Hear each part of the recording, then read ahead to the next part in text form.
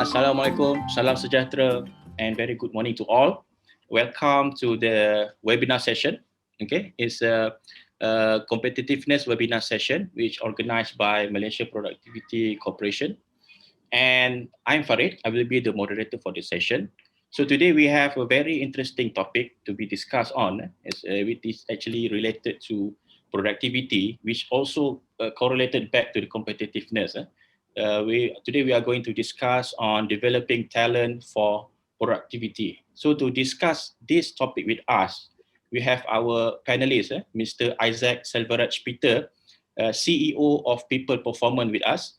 Hello, Mr. Isaac. Hi. Again, officially, how are you? I'm good. Thank you so much. Thanks for getting me involved in this chat, this talk. All right.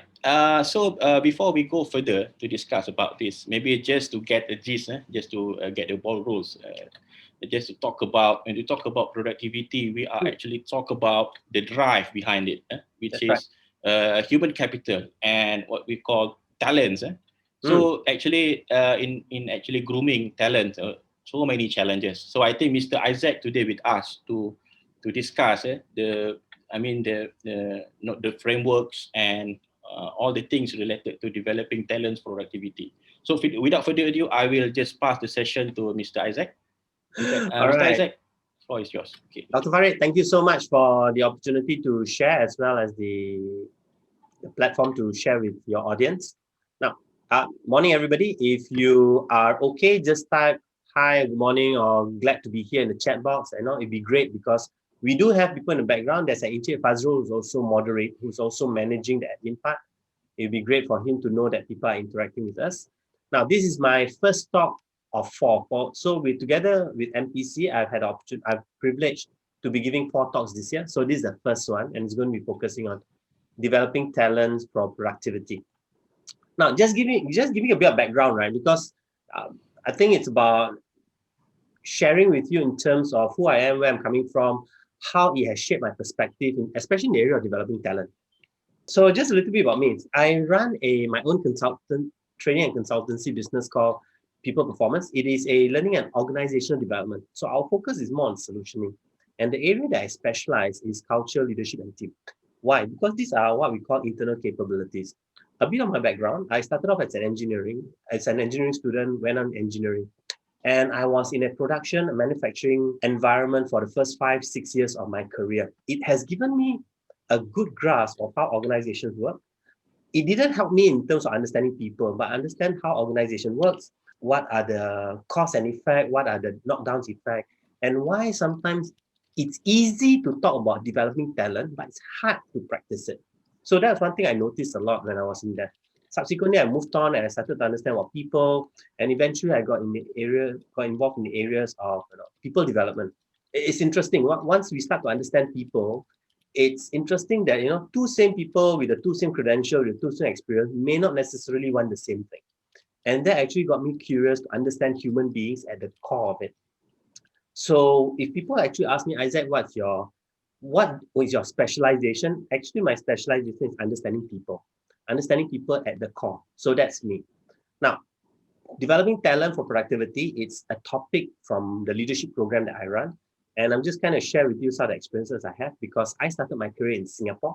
I'm a Singapore PR, but I'm back in Malaysia running my consultancy business. In Singapore and Malaysia, I've just listed some of the projects.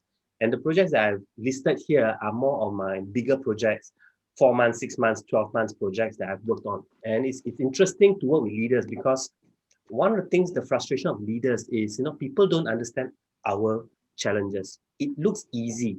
It doesn't help that YouTubes and a lot of leadership gurus make it sound like leadership is easy. Actually, leadership is tough, right? And for those of you who are managers, who are leaders, you know exactly what I'm saying.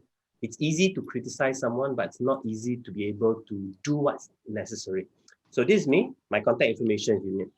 Right, I have about 50 minutes this morning to be able to share with you on this topic of developing talent for productivity. Now, what I like to achieve in this session is there are basically 4 key points I want to achieve with you. Firstly is to recognize the challenges for leaders and managers face in developing talent. So that's the first one, is to recognize it. Then the second one is, appreciate the importance of understanding the talent's interests. Now, I think in recent years, especially the new generation of workforce, it is critical to understand their interests, because if you compare to the past, in the past, people take a job just to put food on the table. But with the new talent, they have a lot more that they want to achieve through work. And by understanding their needs, it actually orientates and change the way we work with them. Then there's two skill sets that I'll be talking and sharing today. First is about a structured delegation approach. Now, I've been back in Malaysia since 2015. And as I work with different organizations, I realized a number of challenges with delegating and developing people is this whole sense of I don't want to be too pushy, I don't want to be too insistent. And there's a cultural part to it, which I'll share later. So today, I'm going to bring you through a structured delegation approach, something that I've worked with my participants, and they have seen results of it. The other part is the importance of feedback. And over here, I'm going to give you a alternative or a different perspective of how do we do feedback. And if you think about it, feedback is about developing confidence in our learners, right? If a person is confident, you realize they tend to do things by themselves, they are more proactive. Now, these skills that I will be sharing with you today, it's just one component in our flagship leadership program, which is called the New Map program, and that's a 6-month program that we run for clients. So these two particular skills I'll be sharing with you today comes from our program. So have a look at it and see whether these skills are something that's going to work for you guys. Right? I'm breaking down the session into 5 different areas. The first one, we're going to talk about baseline. Now, baseline basically talks about what do I mean by talent and what do I mean by productivity, because a lot of times we assume the word productivity with manufacturing and factories, where people say, hey, but I'm service industry. So we're going to kind of talk about that. Then I'm going to share with you my understanding of the word talent. And from a politically correct stand, organizations, everyone is a talent. But I'm going to share with you my thoughts in terms of there are some people who are talent, there are some people who are not talent. And as I share, you will start to realize I am pretty much a straight shooter. I will share with you what is, what is not. I'll give my take on it. It may not necessarily be the most popular opinion, but I think it's for you to judge for yourself whether it makes sense. Then we're going to challenges in developing talent. And I would like you to get your phone ready, because after this, you're going to go to Mentimeter to be able to give me your feedback in terms of what the challenges you face, because I'd rather hear from you and to address some of those points specifically instead of talking in general. Then the third one, we're going to go into understanding talent. Now, we know people come to work, and the question is, how do I make sense of talent? How do I understand them specifically? We say that everyone is that different. We say that talents are different. There's so many different types. But there is a way of understanding each one of them. And I'm going to share with you how do we do that. Then we're going to delegate to develop. And this is where I'll share with you our structured approach of delegating, which is, I believe, is very practical. It combines positive psychology with behavioral science into it. And finally, feedback to reinforce it. So that is the sequence of presentation today. Now, what will happen is after point 2, point 3, point 4, I will be having a Q&A session. So the way we'll be running this presentation is very much a two-way thing. After each section, I'm just going to pause for, say, about 2 to 3 minutes to see if you have any questions. If you don't have questions, I'll move on. And the whole idea is I would like you to be able to bring out your questions as soon as possible. Now, along the way, if you do have questions, just type in the Q&A chat. So if you look at your Zoom, if you're on Zoom, you see the Q&A button, just click on that and put your questions. So then Dr. Farid will be able to share with me the questions later. All right. So I think this will be an excellent opportunity for you to ask very specific practical questions or that you deal with. Now, so baseline, why are we talking about developing talents? I mean, everybody says developing talent is important, but why? What is the key benefit of developing talent? Right? I'll give you three reasons which I believe it covers everybody. Firstly, succession planning. Now, most people don't see delegating as a way to develop succession. Think about it. If you build a huge pool of talent from the beginning, that means when they are executives and all, if you build a huge pool of talent, finding high quality leaders will be easy. The challenge happens is when your talent pool is limited, then you have to choose from what you have. So when we talk about developing talent, and I'm going to talk specifically on delegating, we're going to talk about how this is going to benefit your organization by increasing your talent pool And by increasing talent pool, right, you will get better leaders and the organization is going to be a lot happier and more profitable because of that. Second, work satisfaction is about creating a motivated workforce. Some of you do have employee engagement survey and you can see the results, but at the same time, when you talk to people, you notice some of them just come in, go back on time just because they just need to work, get a paycheck. Question is, if we are able to make them satisfied, would they go above and beyond to do what we call discretionary effort? That means go above and beyond what's required. Now, where I'm coming from, if we do delegation correctly and we develop the talent, they will be more motivated to go beyond what's required. Right? For some of you may be surprised. Say, are you sure? I will show you how that's going to be done. And finally, reducing stress. Now, one of the challenges a lot of managers that I've worked with a lot throughout is their fear is, what if their top talent, what if their high performer leaves them? And so sometimes what some managers do is they try to hold a talent back as long as possible because they know as long as I hold this guy in, I will be able, work will get done because this talent is performer. And therefore, they are scared to release the talent. That's one. Now, the challenge with that is you may be held ransom by that talent because if the talent knows that he is indispensable, then he would take advantage of that opportunity and you as a manager loses your ability to lead. So these are the three practical benefits that I'm looking at, all right? And I think you might want to look at that too. Now, what is talent? So very easily, I define talent as an employee who's able to think for themselves, right? Is solution focused and result oriented. Why do I bring out these 3 points? Now, think for themselves. If you look at the generation today, the tendency in the workplace that you will face is people who face a problem and then come back to you and ask, how do you fix it? And you as a manager is wondering, I'm paying you to get the job done and you're asking me for the solution. And in that sense, managers do feel that, hey, if I'm paying you, why am I doing a job? Right, that's one. Secondly, solution focus. It is so easy to be critical and to pick and to talk about problems and things that goes wrong. But to have a solution thinking is not common. So a talent is someone who said, okay, there's a problem. How do we fix it? And result oriented. Now, why I say result oriented? You have people who are so busy doing activities that they're not looking at results. So for example, I can be having a huge network. So let's say you're sales. I can have a huge network, but question is how many of them are my customers? One, how many of them are buying things from me? So that will be talking about result oriented. Having a lot of customers is not results. Ensuring that they purchase from you is the result. So that's why we're looking at effort versus results, right? So that's how I would define talent. If you have a different definition, feel free to share. Now, speaking about talent, Mr. Isaac, our audience here, I think Dr. Hisham Alwi, Dr. Hisham actually brought up about a football academy like Manchester United. Okay. So I think that is, I think he's a big fan of football. I think we can see a lot of leadership aspect as well in football, from the leadership on the field as well as leadership as a coach and so on. I think that is the point of view from our audience there. Thank you very much. And you think about it, right? In those situations, people want to join the academy. And when they join the academy, they already come with certain credentials.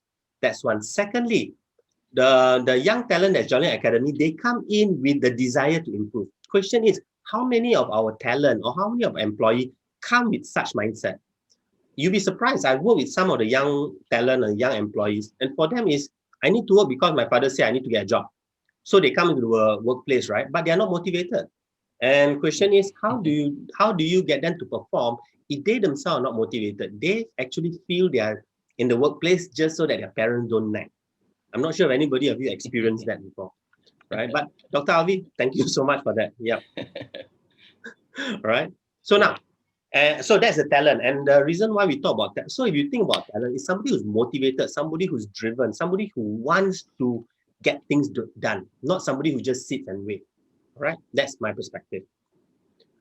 Productivity. Now, productivity, we always talk about is a ratio of output over input, right? So output versus input means for every dollar I pay you, if you can produce $2, means you are productive. A person, for every dollar I put, and if you can produce $3, then I'll say you are more productive. Now, that comes from a technical calculation perspective, but how do we bring this into talent and talent development? So let me just give you a very quick example and why this is critical. Because I have seen some leaders who, as long as the staff can perform their job, the leader is happy. They're not pushing the staff to do more, right? So let me just kind of give you an analogy. It's not a complete analogy, but it's to drive the point about what it means by getting the talent to be productive. So imagine first month, talent A, you are paying him $1 and he produces $3 of work. Great, because it's 3/1, right?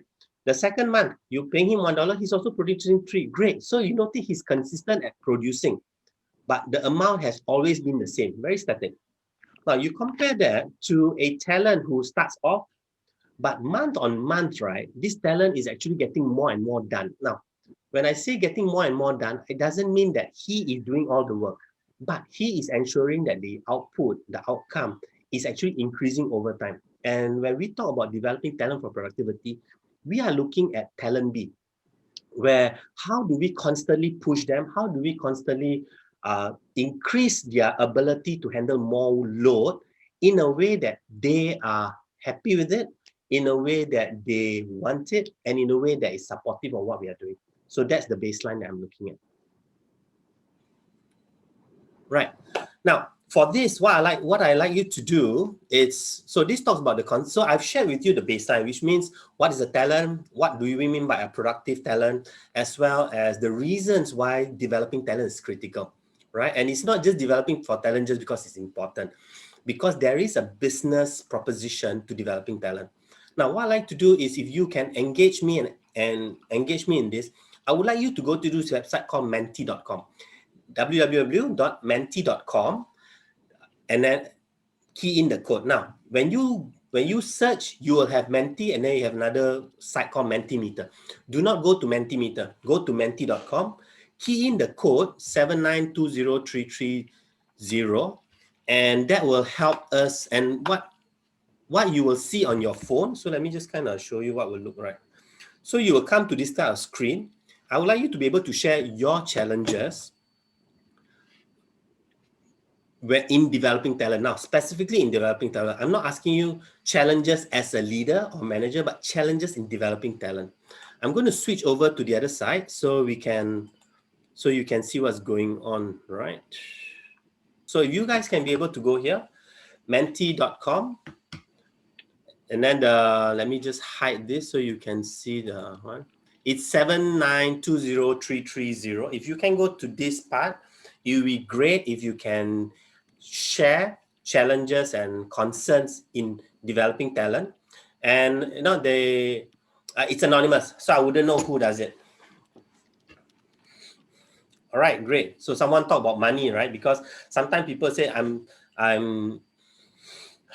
they are not being paid enough, or they are always, whenever you give more tasks, they will say, am I getting paid for it? So you do have that, right?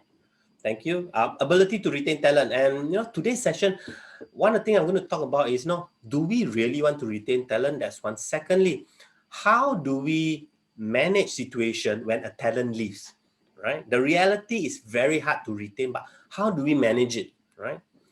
Stubborn, experienced workers are reluctant to change. Great. So I'm going to share, it will definitely be covered when we talk about the talent side of things. So understanding talent is critical, right? Ever-changing business landscape, and this talks about change in organization. Recently, I just ran a workshop on leading change, and one participant said, Isaac, I know that change is inevitable, but how frequent should change happen? And the answer is this: change happens because customers' expectation is increasing over time. So what we need to be mindful is change is going to be happening more and more rapid. For example, if you guys are following the news on GameStop, the share market, what happened was individual investors, small investors are able to control the market. What does this tell us? It tells us as businesses, customers are becoming more powerful in dictating from us, from the businesses, what they want. And if we don't evolve fast enough, we are going to lose out.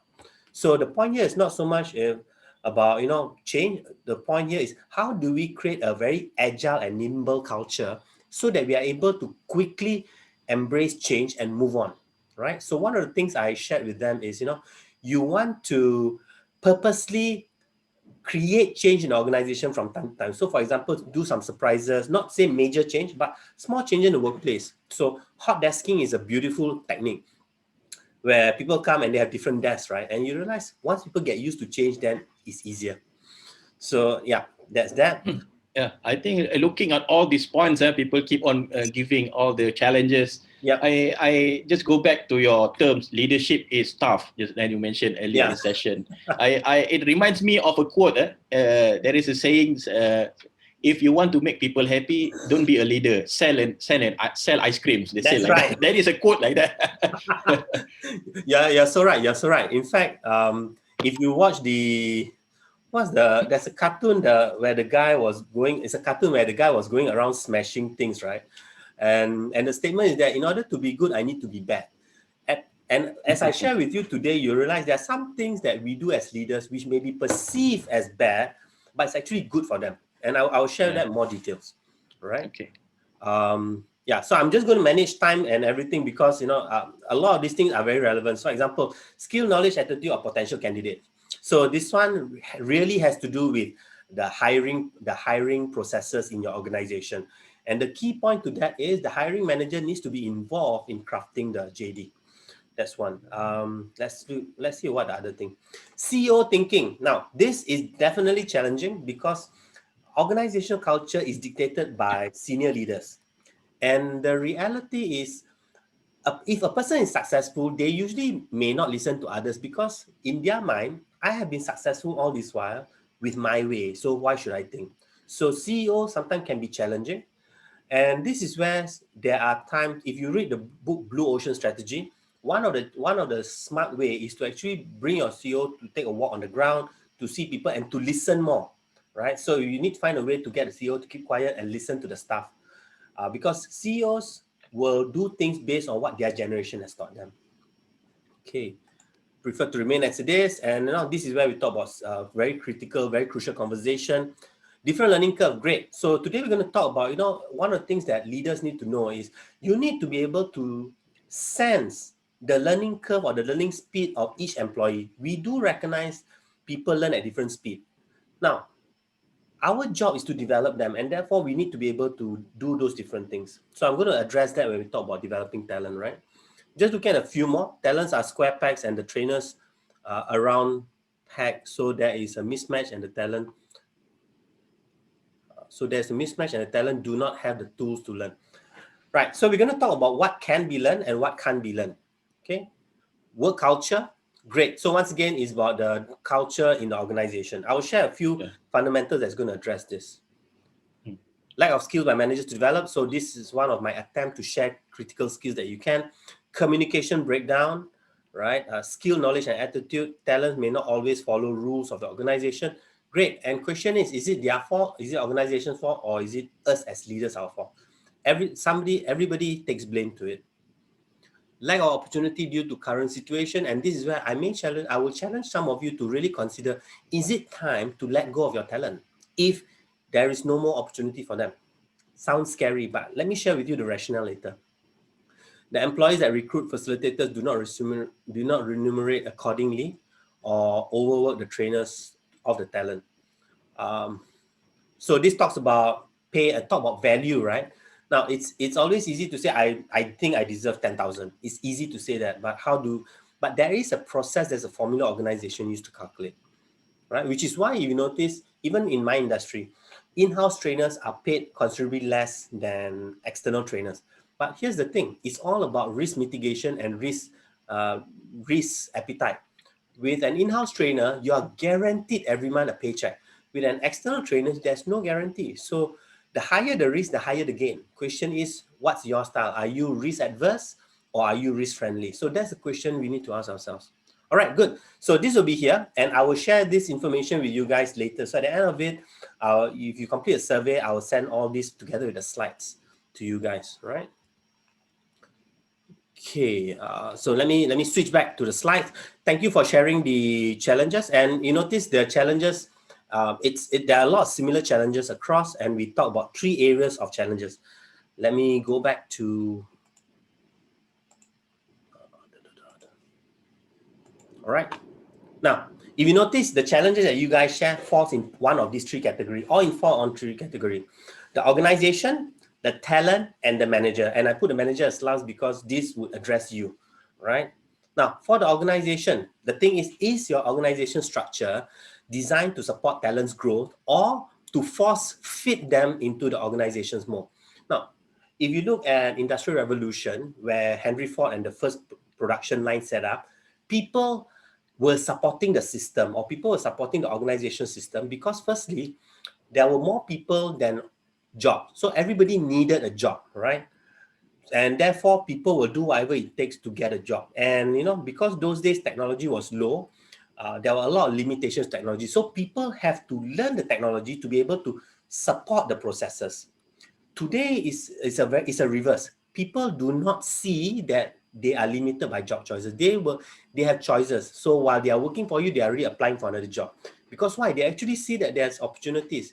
And therefore, they will go to a workplace where the system supports the way they work. So for example, in virtual setting, when the pandemic hit, the organization have virtual platforms for them to use, or the organization equip the leader with ability to lead remotely, and those are part of the organizational system, right? So and this can only be decided by the organization because of investment cost purposes, as well as, for example, talent, career ladder, succession planning, all this. Do the organizations have that? If you don't have that, that becomes a challenge. Now, you look at talent, and this is where just now we talked about the football academy, right? Is the talent interested to be groomed for more, or are they just happy where they are?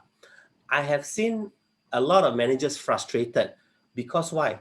In the past, the talent was a what we call a performer, a go-getter, very hungry to succeed. Then, and I'm just using this as an example because this is an example that I know. It's not to be biased or anything. So this lady friend of mine, she was a go-getter. She was really going up the ladder. Then she got married, she got children, and then after that, she basically wanted a 9-to-5 job so that she can spend more time with her child. And her manager became frustrated because her manager has planned for her all the way, but now she doesn't want to move. So the manager starts to make things difficult for her because the talent didn't fit into the manager's plan. And that's important for us to know, right? Now, you also have some employees who doesn't really want to excel. They are good, but they don't want to excel because you know why? They have something else happening on the side. They may have a cafe running somewhere else. And for them, hey, I just want something stable. I want to be able to do something. So they have potential. They are great, but they do not want to move up. So as a leader, you need to be able to manage this and not say that you must move up, because we are in a generation that not everyone is interested to move up the career ladder. The third factor and the third the challenges, as you guys see this and relate to your points, is developing talent to achieve goals. Is the leader focused on developing their talent to achieve goals, or are you as a leader too occupied with doing it yourself? And this is a real challenge, because one of the common comments I get with developing talent is, I said, I don't have enough time. That's one, right? Okay, so just seeing if there's any comment. Okay. All right. So that's the challenge for you as leaders. And I guess specifically as a leader, there are a few things you need to recognize. Your value is in developing talent, not just getting the job done, right? Think about it. I'm talking about value, right? Yes, you do need to get that. So if you think about it, between doing technical work and developing talent, there's a higher value on developing talent than getting the job done. Because you know what? Hey, technical stuff, that's where your engineers, that's where your executives are supposed to do. If you keep fixing their stuff, then you get busy on the job floor and not doing what management works requires you to do, which one of it is to develop talent. Okay. So, questions? Yeah, I maybe I can start off with a question. Sure. I'm interested looking at the triangle just now. Say, all right. The challenge is to synchronize the needs of all these three parties, right? That's right.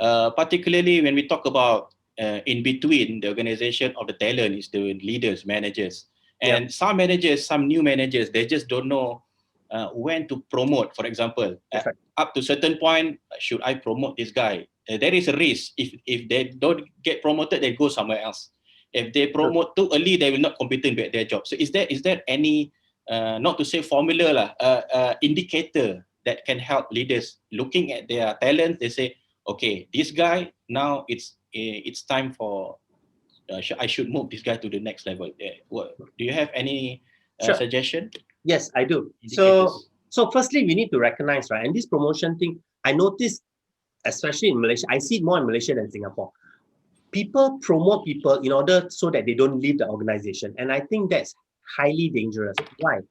If you promote someone to a position without the sufficient skills and competencies, you are actually putting them in danger because they are not able to perform at that level. So it is important to be able to say, at least as a leader, if this guy wants to leave, fine. But if he wants to stay, I will develop him so much so that when he gets promoted, he is able to do the job. Now, so my dad came from the armed forces. And in the armed forces, one of the things that's very common is you need to be able to demonstrate the skills and abilities of the next level before you get promoted. And I thought that was an amazing example because you hear a lot of people say, you promote me, then I will do. I find that is a formula for disaster because wanting and doing is two different things, right? So I would say, don't promote just to hold a person because two things going to happen. Firstly, it will look bad on you because it shows that you have not developed the person correctly. That's one. Secondly, you are going to make that talent incompetent because he's not able to perform at that level. And that is going to ruin him. You know why? Because when he's that level and he can't compete and he's not competent, what he will do is he will start playing the politics. He will start covering his side. He's going to start to take positions so that he doesn't look bad. And that's what happens. Now, how do we address this or how do you move up? First thing organizations do, so I was talking about organization structure. You do need to have a competency standards. A competency standards basically says, these are what you need to be able to do in this position. So let's say, for example, you need to promote him to a manager. Question is, have he led a small team? Has he led an individual? Because one of the skill set of a manager is managing people.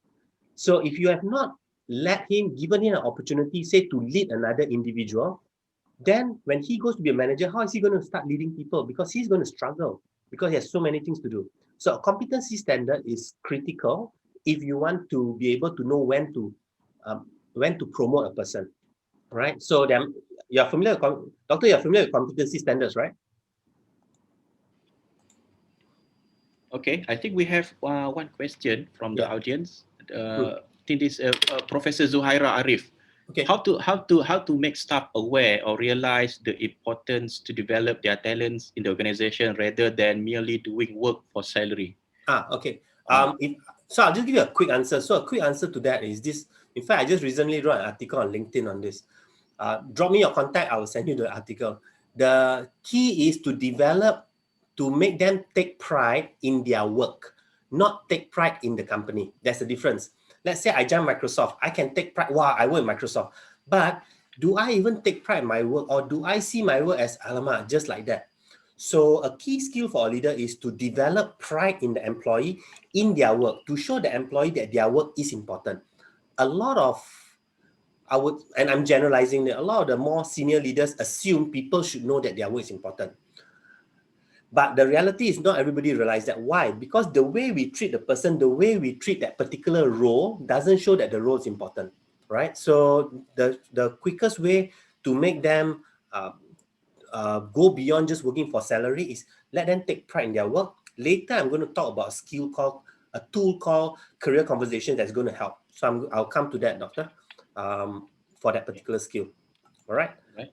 Yeah. So, Dr. Farid, I've also addressed what you're saying. You need a competency standards. For example, manager, what is the competency you require for the fellow to be a manager? Once you have that, you want to be able to at least achieve 70% before you promote the guy. Does that help? Okay. All right, cool. I think that is a very good reference, at least. Yeah. Because sometimes we need to have some sort of guidance to guide our instinct to be fair with all the workers, right? Exactly. All the staff. Exactly. So usually I'll recommend my clients to either develop their competency standards or get someone to develop for them, because once you have a competency standard, it's a point of reference.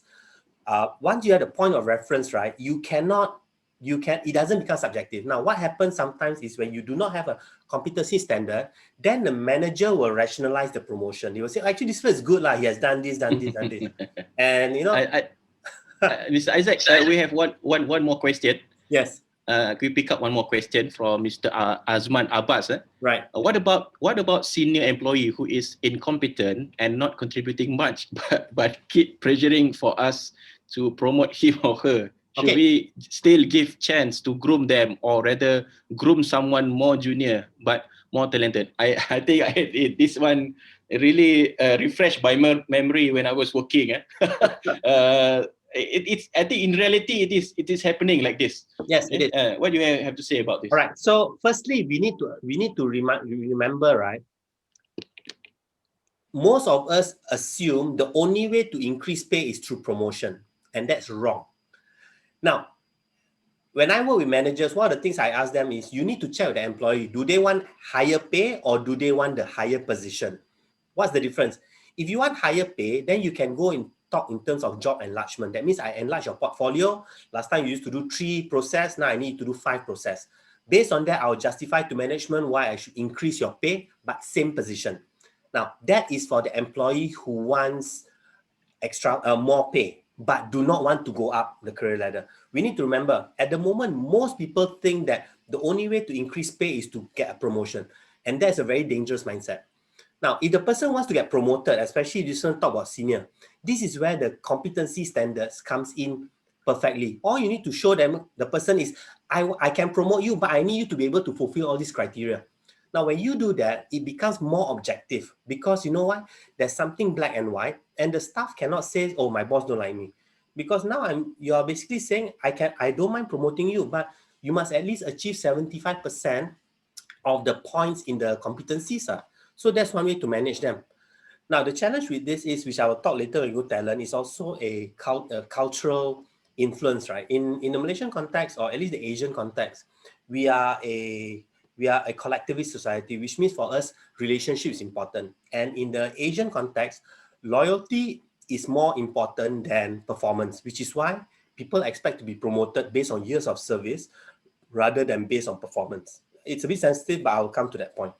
But very quickly, these are the 2 points that I was mentioning. Have a competency standard, so promotion is very objective. Secondly, check with them whether they want a promotion or whether they want increased pay. I hope that addresses that. Okay, I think we go on with your presentation first. Then I will. We have one more question actually. I think I will bring this question to you after your presentation, because time is running very fast. Correct. So I'll come to the rest. I just want to acknowledge Punita, who has a question. Yes. Punita, yours is a long question. Can I come back to you later on that? All right, I'll promise to answer you on this part. All right. Okay, so let's go to the next. So this is about the challenges, right? Now, let's understand the talent. So understanding the talent is, I think one way of it is putting yourself in the talent shoes. For many of us who have worked 10, 15, 20 years, we have a perspective and expectation of what the workplace is. Now, but that is not the perspective of the talent. So let me share with you an example and how you can relate. I think somewhere in 2010, or is it 2005? I think somewhere in 2005, Lee Kuan Yew was frustrated because he was saying the younger generation don't appreciate what the older generation did. And somebody actually mentioned, how can the younger generation appreciate what happened with the older generation when they were never there? And he actually brought up a very important point. How do we expect the newer generation to understand us when they were never in our shoes? They never experienced what we have. All they know is they can read about it. So we want to say, okay, let's put our side and go to the younger generation. So there are 4 areas that shapes our talent today. Firstly, it's personal aspiration. People today do not work just to make a living. People today sees work as contributing to their life. So they have dreams, they have desires. You ask a lot of them, they were talking about, I want to open business, I want to be traveling, I want to be rich, right? In fact, somebody said, you teach your children to say, I want to be a millionaire. Because, in school, they say, bila besar nak jadi apa? Teach them to say, saya nak jadi jutawan, right? So that was about dreams and desires. So we do need to understand their dream and desires. Now, work and life today is a lot more work-life integration, right? I learned this term when I was in Singapore. It's not more work-life balance, it's work-life integration. That means you do work in your personal life and you do life in your work. Now, is that healthy? Not really, but it requires the ability to manage and prioritize even more, because now you are not defined by time boundary. So that's important. Now, they don't really see the career ladder as the ultimate focus of work. I have seen a lot. In fact, I was also one of those who moved laterally rather than vertically, because I wanted to pick up the different skill sets, right? A client of mine, and I remember this one manager. He's now a manager. Within a span of 7 years, he moved across 4 departments. And it's not because he wasn't producing. It's just that he moved across. So we need to recognize the employees today may not really want the whole career ladder thing. I want to be a GM. They may not really want that. So we need to understand what they want.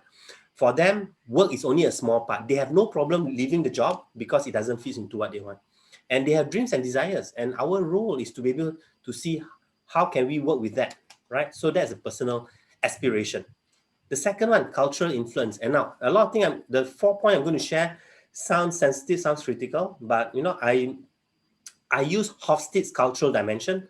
So Hofstede is Hofstede, cultural dimension. Google that and you will see Malaysia has the highest power distance. Now, what does that tell us? A talent will not voice out even if they disagree, right? Even if we say something that's not right, they will just, yes, here Tuan. Because that is how our culture has brought us up. So think about it, when you were young and you were listening your parents talking to their bosses, and you as a child think what the boss says doesn't make sense. Then later on, but your parents say yes, yes, yes. Then later when you go away, you ask your parents, hey, actually, why you say yes? And then your parents say, I also don't know, quite nonsensical. Then you say, but just now you say okay. So what happened is over time, we have been conditioned to not question authority, to not question seniority. And we're talking in general culture, right? That's one. Secondly, perceive feedback as an embarrassment. And this was quite shocking as well as interesting. When I moved back to Malaysia and started doing more work here, I realized people will give very general feedback. That's one. Secondly, the feedback is always nice sounding. And therefore, the feedbacks are usually not actionable. That's one. Now, the reason people, while we were taught and we were trained that feedback is for improvement, in the Malaysian context, a lot of the time when you give feedback, it's perceived as embarrassing. So I had an experience where somebody perceived me as a subject matter expert. And then this person started asking me question or disagree with me. The friend kind of got shocked, and later on, this person told me that the friend told her that she was being rude to me because she questioned the subject matter expert. My point is, this is the culture our talent is in. Now, I would perhaps even stretch it a bit. If you notice, if you have talent who are overseas graduate, and I'm not talking those who get overseas degree, I'm talking about those who have gone overseas for 2 to 3 to 4 years, compared to those who graduate here, you realize there's a difference in the way they talk and voice out their points. Now, tend to make assumptions instead of asking for clarification. Once again, go and Google for this thing called high versus low context culture, and you will see in the Malaysian culture, we make a lot of assumption. The reason why we base a lot on assumption because there is an expectation that relationship needs to be built first before anything gets done, and that's very much our culture. In fact, that was one of my culture shock when I moved back from Singapore to Malaysia. In Singapore, work is work. You just go professionally, present, and then the client likes you.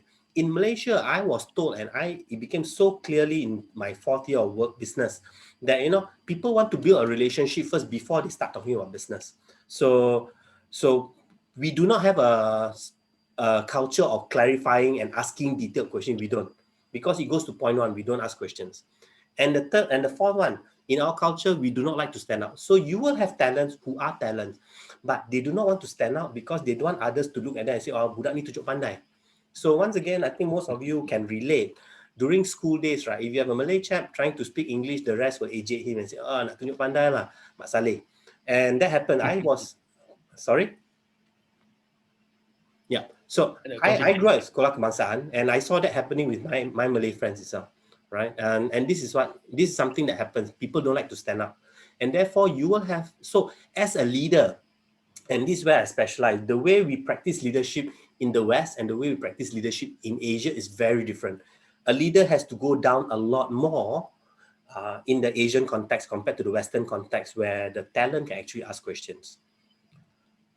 Psychological contract. And this is I think it was in the 70s. It was coined by a psychologist that says employees today has a psychological contract. An employment contract is a physical contract. A psychological contract is more what they expect but have not mentioned. Two key points here. Firstly, a workplace that makes them feel accepted.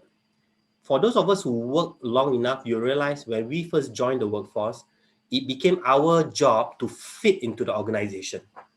In today's culture, it's different. When a new joiner joins, he expects that the organization welcomes them.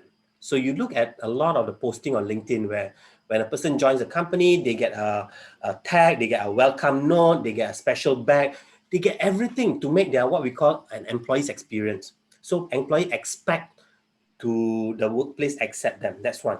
Secondly, employees expect that the bosses care for them. Now, by caring, it's not just about pay, right? Pay is a hygiene factor.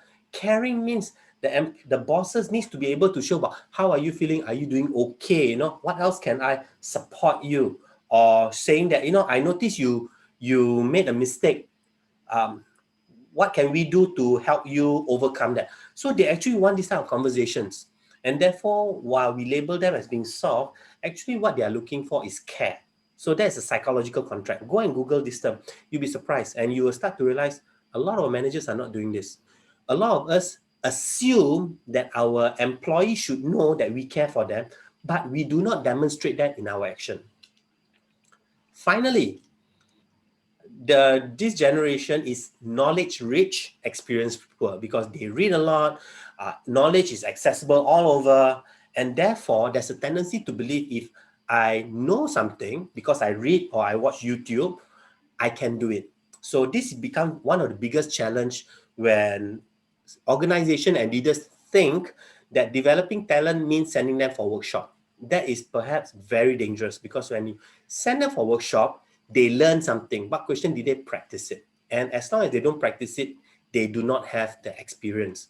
So a lot of the younger generation talk about, it's quite easy, not difficult, or you notice there's tendency for the younger generation to complain about organization because they do not know how organization works. All they know is in the school, in the university textbook, it says, okay, this is how the Berg-Leadwin model looks like, this is what they need to do.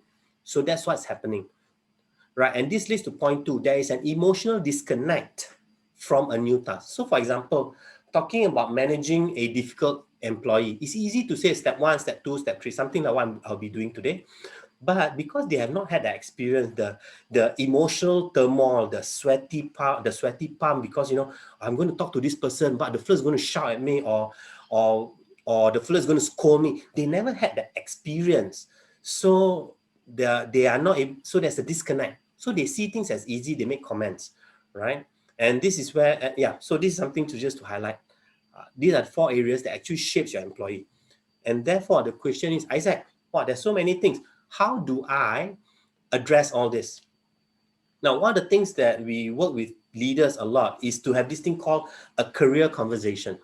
So a career conversation is a one-to-one conversation that you have with a talent, right? So you look at it, it is an informal conversation to understand your talent's aspiration and goal in life, not just at work. So it's really about you being professional and understanding what is it they want in life, right? So let me give you an example. I was working with a client and the manager was telling me that, so after we talked about career conversation, I actually get them to go back and practice. What happened was this manager actually sat with a technician or supervisor and asked the supervisor, what are your dreams and goals? And he actually said, I'm planning to open a restaurant, a cafe or restaurant. And based on what I've taught them, they actually started finding out more exactly what kind of cafe, what kind of restaurant, what kind of skills do you need in order to operate a restaurant. So he started telling this manager, and one thing hit the manager was the staff actually said, one of the skills I think I need to learn is how do I use Excel to manage my finance. And light bulb goes on. Because why? The manager has been trying to get this staff to learn Excel for the longest time because he needed this guy to start keying in data and churning out some reports. But all this while, the staff will always say he's busy. Now, after this conversation, right, the staff actually sign up for the workshop. Why? Because there is an alignment of goal, and the goal is not limited just to work. The old way of career conversation is where do you see yourself 3 years from now in the organization? hey, not everybody wants to be in your organization for more than 3 years. All right, so that's the reality. So informal conversation. Second, distill their wants and goals into skills, knowledge, and exposure. So this is where it's important. So let's say if a person wants to open a business, you notice there are business skills that he needs to learn. Things like strategy, things like finance, things like how do you calculate your pricing, things like marketing, things. So a lot of these skills that the person needs in order to open a restaurant. And you want to break this down, and therefore once you take this, you actually look in your own work what you need him to do, and you do a matching. So that's that one. And then developing them in the areas that achieves the skill and desire they want. So based on the story I shared, the manager wants to develop Fleur to do Excel so he can do some production data collection. And this Fleur realized that he needs to pick up Excel, and therefore, bam, the employee actually became self-motivated to learn Excel. Now, it is not a one-off conversation. It should be ongoing. So usually we recommend have a career conversation when the staff first join, get to know their dream and desire, but then from time to time, just check in with them, say, how's everything? Hey, and then make it informal, make it over coffee. How's everything going, right? Remember last time you shared me about this, are you still on that journey? So you want to talk about that. And finally, do this separately from performance appraisal. Never have a career conversation during performance appraisal, because if it's a bad performance appraisal, they're not going to share with you their goals and dreams. So this is a skill that you can use to understand your talent. Questions? Right. I think we can pick up Punita question. This very interesting question there. She's quoting from author from book Lean In, said that man takes up a promotion and then learns the job. Woman learn up the job, then takes the promotion. So the failure is in most companies' mindset are stuck in the World War One, pre-World War One, including women in powerful position with men mindset, because masculine mindset in performance measurement remains. What can be done to make it gender inclusive? This is about the differences in terms of gender and the way they actually perceive things. Yep. So this one talks about inclusivity, right? So I do run workshops on diversity and inclusivity. The reality is culture change is the job of senior leaders of organization. Now, what happens in this, and Punita is very correct. The ladies have to pick it up first because they have to prove themselves. Whereas a man, most of the time, because their bosses are men, so there is that biasness towards men.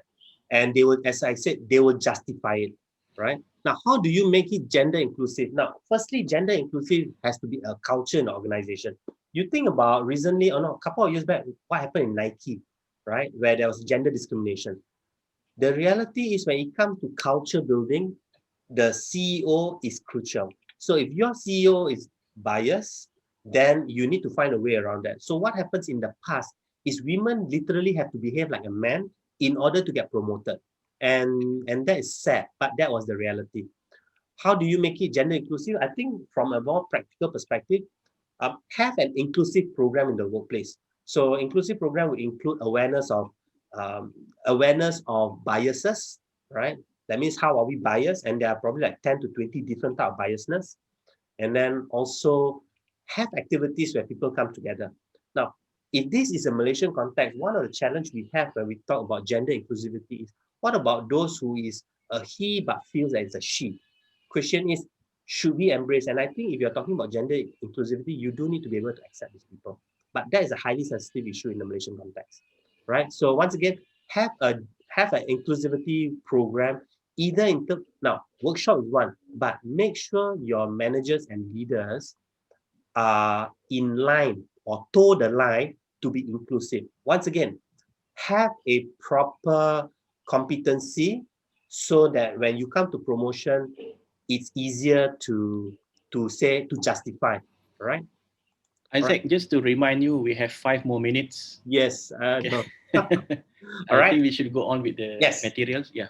Correct. Thank you very much for that, Dr. Farid. Now, delegate. 3 questions. What does it mean to delegate? Who do I delegate to? And how do I delegate? All right. Firstly, what does it mean to delegate? Now, delegate is a development process to equip talent with new skills. Now, when we say new skills, which means the talent has not done it before. The reason I highlight this is because one of the challenge I see a lot of leaders say is, I don't delegate because I can't trust whether he can do it.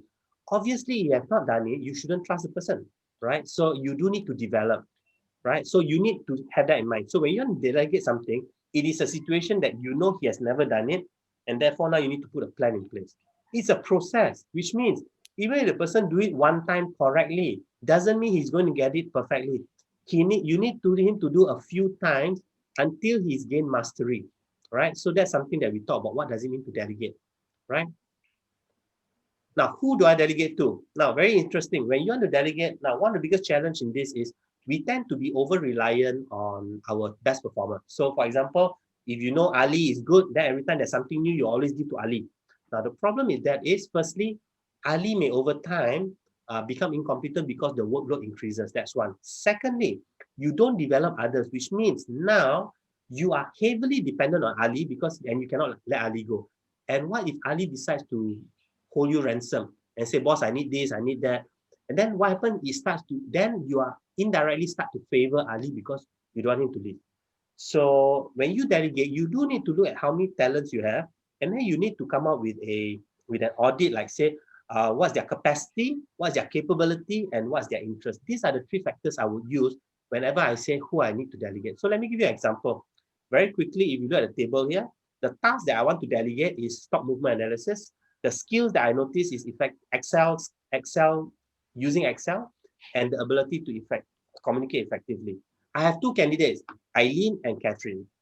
So based on my experience working with them, I would say, capacity is how much work we have, right? So Eileen has a medium level of capacity, whereas Catherine doesn't have a lot of work. Now, capability means skills, right? With Eileen has high capability, whereas Catherine has medium. You look interest. Eileen has high interest, but Catherine has medium interest with regards to this particular skill set. So when you look at this, it actually helps you to make decision. Like in this sense, maybe I would say, okay, if I need this to be done fast, I'll probably go with Eileen because her capacity is medium, which means she can still take on more. But because she's capable, which means she learns very fast and she's interested in this. So I will get Catherine to take on this job, right? So that's how I would do delegate. 3 points: capacity, capability, and interest. Now, how do I delegate? So firstly, when you delegate a task, you do not delegate responsibility. So if I'm manager and I'm getting you to delegate, if anything goes wrong with you, I'm responsible, right? So there are 4 things. First, you need to decide everything. Secondly, you have a conversation, but you still make a decision because you know what? You are still responsible. Then let's talk. At this stage, it means that the person has done it a few times and you are confident with his answer. So you let the talent decide. And finally, no need discussion. He can do it. By this stage, is mastery, right? Now, 6 steps whenever you need to delegate. Firstly, you must ask yourself, or you must be able to explain the candidate why you chose them. One of the biggest problem is we give people the work, but we never tell why. So they assume we don't like them, so we give them extra work.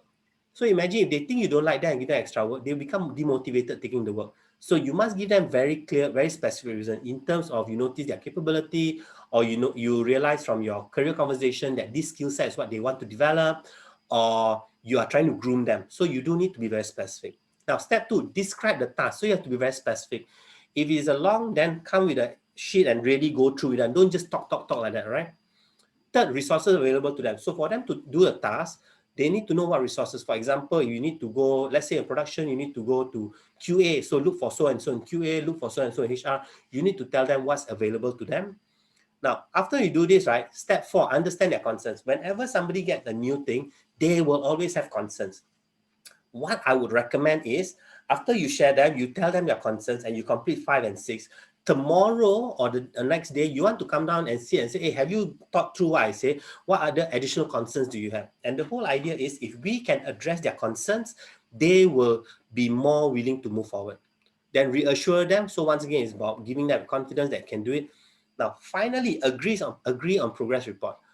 A lot of people have been talking about micromanagers. Now, the problem with micromanager is the manager checks in whenever the employee is not comfortable.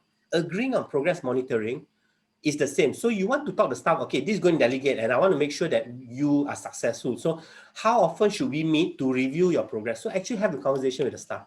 If the staff agree, right, the staff or the talent will not see you as micromanaging because it is a common agreement, right? So I'm just going to go the last part in the interest of time, right? Okay. Now, the last part is feedback, right? I put the Atari game for my generation. You'll know this Atari. Now, feedback, one of the things is you have to give feedback. Now, why? So, for example, you're delegating the thing to the person. The person needs to know whether they are doing right or wrong.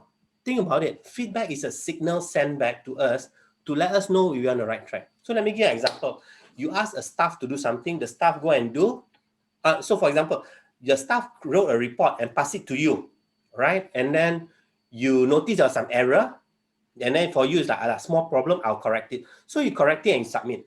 Now, the feedback that the staff got is, if boss never say anything, means I assume my report is correct. So that's how he will be thinking. Now, the second time he does the same thing, and you are a bit more irritated by saying, never mind, because in interest of time, I'll correct it. But you never told the staff that he made a mistake. Why? Because you're scared to offend the staff. So you don't tell him, you correct. But by this stage, the feedback that the staff got is their report is okay. Because the signal that you're sending back is no comments. So that's what's happening. Now, the impact of it is, okay, so that is the negative example. The positive example, if they do correct, for you to go and say, hey, good job.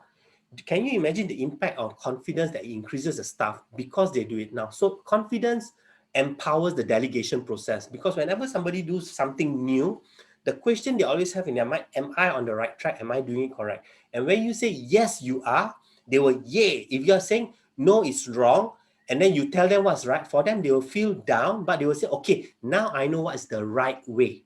So that is how it develops confidence. Now, and this is very important. People say, managers say, I give them feedback, but it doesn't work. They don't respond. Now, so 3 reasons why this happened. Firstly, feedback is seen as a bad word.